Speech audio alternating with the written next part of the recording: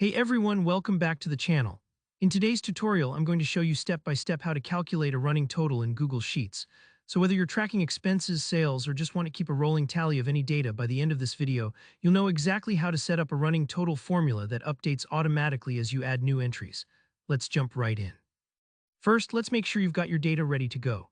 Maybe you have a list of daily expenses or perhaps it's weekly sales numbers. It doesn't really matter what the values represent as long as they're in a single column. For this example, let's say your numbers are in column B, starting right at cell B2. If your data is somewhere else, that's totally fine. Just keep that in mind as we go through the steps. Now click into the cell where you want your running total to begin. Typically, that would be right beside your first value. So for our example, you'd click on cell C2 next to your very first data point in B2.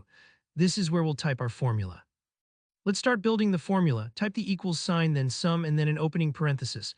It should look like this, sum, here where the magic happens. Next, select the very first number you want to include in your running total. That's your starting point, so click on cell B2. After clicking B2, you'll see B2 appear in your formula. Now here's a pro tip. We want our formula to be flexible, so as we drag it down, it always starts at the same spot but ends at the current row. To lock the starting point, press the F4 key on your keyboard. You'll notice B2 changes to $2. This means that no matter where you drag the formula, it'll always anchor back to B2 for the start of your sum, and that's exactly what we want. Next, type a colon right after $2, that's the two dots, which tells Google Sheets from here to, and then type or click B2 a second time. So your formula now reads equals sum $B $2 B2. This range points from your starting cell down to the current cell, and as you pull the formula down, that endpoint will move to include each new row.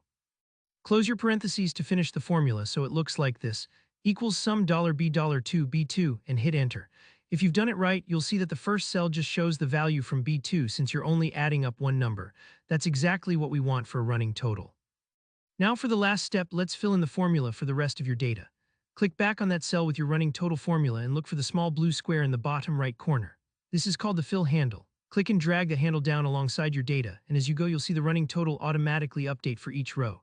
Each cell is now summing from the first data point all the way down to that specific row, so you get a live cumulative total as you track your progress.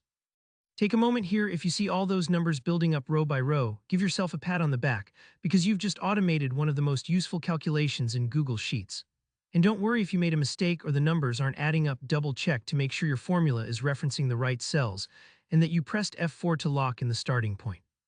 Sometimes it takes a couple tries to get comfortable, but with practice, you'll be able to use this trick for all kinds of lists whenever you need a running tally. And that's all there is to it. Now you've got a dynamic running total that updates whenever you add new values to your column.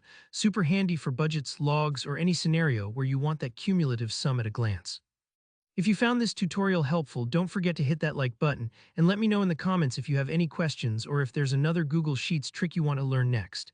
And of course, subscribe so you don't miss out on more easy practical tutorials just like this one.